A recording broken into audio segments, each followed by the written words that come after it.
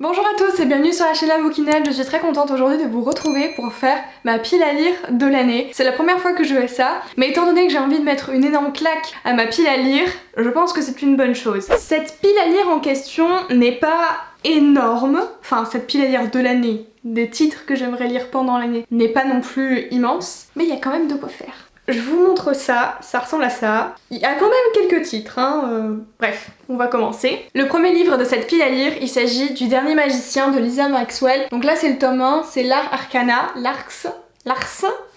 Dans cette histoire, les magiciens sont terrés à Manhattan et ils ne peuvent pas sortir de cette ville-là, ils sont complètement coincés. Nous avons ensuite Esta, oui c'est ça, qui est une magicienne qui a des dons particuliers. Elle peut voyager entre le temps, entre les époques, et elle peut également figer le temps. Hyper pratique quand on est en train de faire tomber son verre qui va se casser en 1000 morceaux. Elle arrive, elle te fige le temps, elle te rattrape le verre, elle te le repose, génial, l'affaire est sauvée. À une certaine époque, c'est-à-dire en 1902, c'est ce que nous dit le résumé, c'est là où tout a commencé pour ces magiciens qui sont figés à Manhattan. C'est là où un magicien s'est jeté du pont de Brooklyn, il s'est suicidé, super. Avec le livre ancien contenant tous les secrets de la magie, qui va condamner du coup tous les magiciens à être figés quoi, enfin ne plus pouvoir bouger.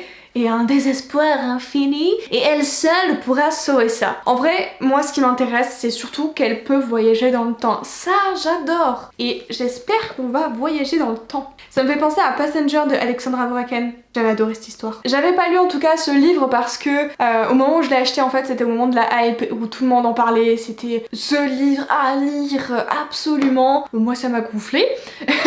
Moi, j'ai couru dans l'autre sens. Je l'avais acheté, mais je courais vite dans l'autre sens et je l'ai pas lu. Ça fait un sacré moment qu'il est dans ma palle. Nous allons le sortir. C'est le moment ou jamais. Ensuite, nous avons un autre livre dont je n'arrive pas à prononcer le titre. Ça va poser problème.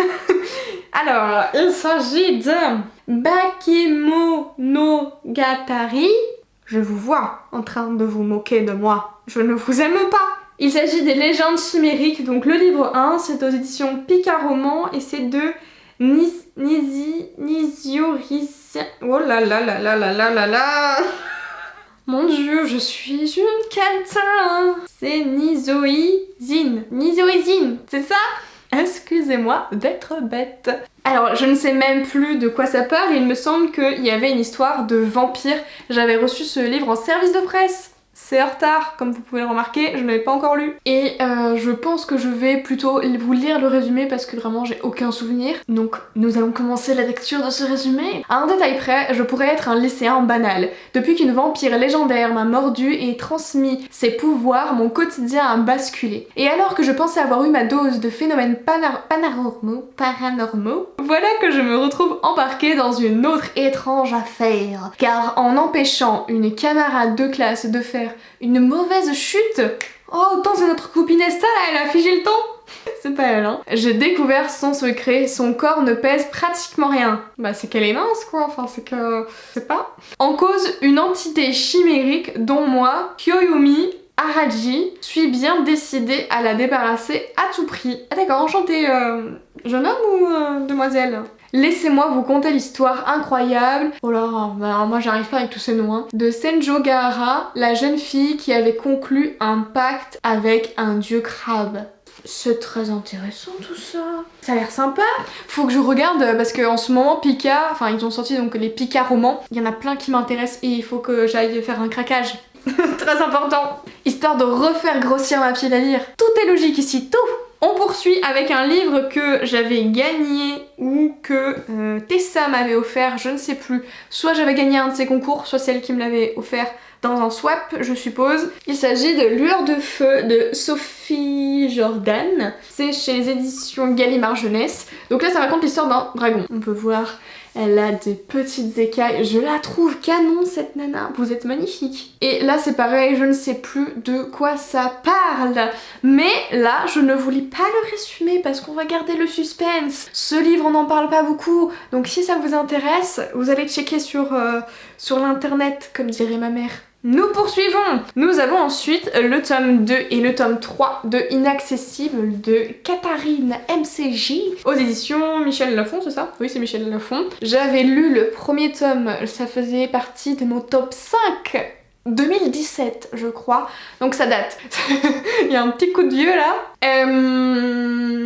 Comment vous résumer le tome 1? Et j'avais pas continué parce que j'avais juste peur, parce que le tome 1 était tellement génial à mes yeux que j'ai eu une frousse de continuer la suite alors que je l'ai acheté. Hein.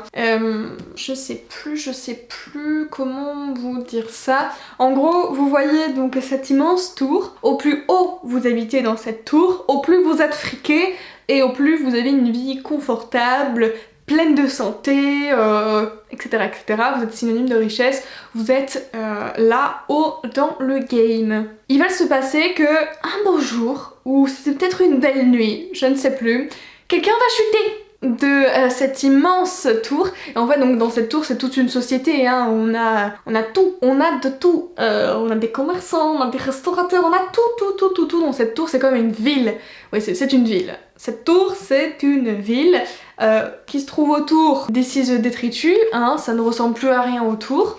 Et là il y a 2 tours en plus, là c'est intriguant. Hein. Et la question est, c'est qu'on démarre donc avec le tome 1 en se disant mais qui a chuté? Est-ce que c'est quelqu'un qui s'est suicidé? Est-ce que c'est un meurtre? Est-ce que c'est un accident? Mais en tout cas, comment ça s'est passé? C'est toutes les questions qu'on va se poser. Non, c'était hyper intéressant parce que ce qui a été cool, et j'espère que ça va continuer comme ça dans ces tomes là, d'ailleurs je vais vérifier. En fait on a plusieurs personnages et à chaque fois on change dans les chapitres de point de vue avec un personnage différent. Je crois que c'est pareil là, ouais c'est pareil. Et j'avais adoré parce que j'avais l'impression de mener l'enquête et d'avoir les pensées de tout le monde et d'être flic et de tout noter dans mon carnet en mode mais qui a fait ça, qui a fait ci, quels sont les liens qu'ils ont entre eux, et c'était génial. Et donc j'espère vraiment que je vais revoir ce truc là. Et j'ai vraiment une frousse, mais une peur bleue de continuer cette saga. Et on en a pas tellement parlé, hein. Mais le tome 1, je me suis éclatée. Poursuivons avec le dernier livre. Et il s'agit... Le dernier livre, non, il y en a un autre que je voulais mettre aussi. Crotte, il est où?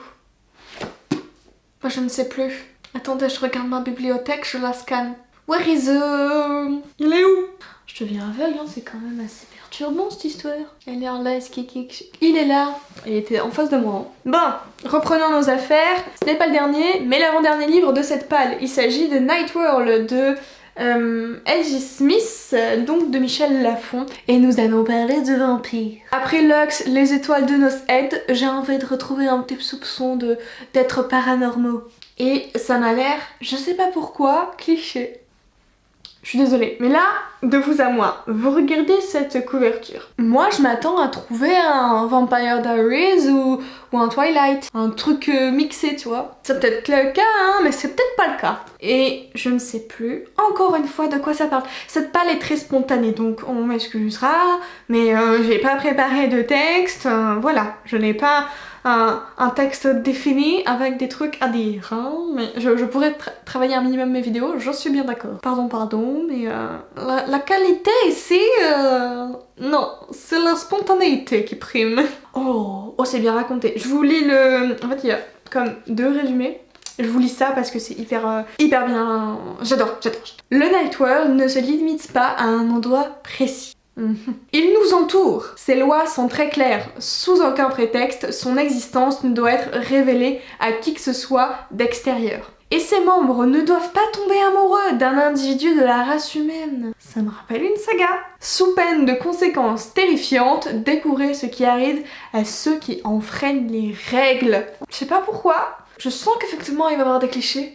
Mais je sens que je peux un petit peu apprécier quand même. Si certains ont lu ce livre-là, je sais que j'en avais déjà parlé dans un de mes tags, je crois, ou peut-être une page, je l'avais déjà mis. Mais dites-moi si vous avez lu ce livre, parce que je le vois jamais en librairie, je ne sais même pas s'il est encore édité. Mais c'est le genre de livre que j'entends peu de parler, mais que j'ai très envie de me faire mon opinion. Et donc cette fois-ci, nous avons le dernier livre de cette palle 2021 avec... Pourquoi je prends cet accent, je ne sais quoi. Le livre perdu des sortilèges de Deborah Harkness aux éditions Orbit. Ce livre-là, on va avoir Diana qui est issue d'une grande lignée de sorcières, mais elle a renoncé complètement à tout ça, à cet héritage familial, parce qu'elle souhaite mener une vie ordinaire. suivre des études, avoir son chez-soi, tranquille, sans phénomène bizarre, chelou. Elle ne veut pas de ça. Un jour, je sais pas où elle va se trouver, mais elle va se retrouver avec un vieux livre, le manuscrit alchimique. Et en fait, ce livre-là renferme un terrible secret. Elle n'en a pas conscience à ce moment précis, mais c'est ce qui va se passer. Beaucoup de créatures paranormales, enfin extraordinaires plutôt, type vampires, loups-garous, sorcières, etc. Veulent ce livre-là, le convoitent. Donc elle n'est pas dans une très bonne position et elle va se retrouver au milieu d'une mini-guerre ou d'une terrible guerre, je ne sais pas, je ne l'ai pas lu, je ne peux pas le dire, avec des tueurs assoiffés de sang, des gens qui sont prêts à tout pour la décapiter et récupérer cet ouvrage. Ça a l'air très gentillet, très doux, très délicat, comme on les aime. Pas du tout, mais ce livre je l'avais acheté sous les recommandations d'une chaîne YouTube, ou alors au contraire peut-être que la chaîne avait démonté le livre et moi j'avais très envie de le lire, c'est possible aussi. C'était une booktubeuse mais je ne sais plus qui c'est. Je sais pas pourquoi j'ai Lemon June en tête mais je suis pas sûre que ce soit elle. Ce livre là c'est une bonne brique, je crois qu'il existe en audio, faut que je regarde. Mais ça a l'air hyper mystique, hyper avec plein de petits complots là comme ça, tout un truc bien à lui. En ce moment je suis vraiment très attirée par ces livres là qui reprennent des histoires de vampires, de loups-garous, enfin d'êtres qui ne sont pas humains quoi. Ça sera peut-être ma vibes de 2021, à voir. Voilà c'est tout pour cette vidéo, j'espère que ça vous a plu, n'hésitez pas à me dire s'il y a des titres qu'on a en commun, vous et moi, que vous avez déjà lu ou que vous comptez lire cette année ou qui sont dans votre palle. Dites-moi tout ça, je vous retrouve dans les commentaires. Je vous souhaite de belles lectures et on se retrouve, nous, pour une prochaine vidéo. Bye!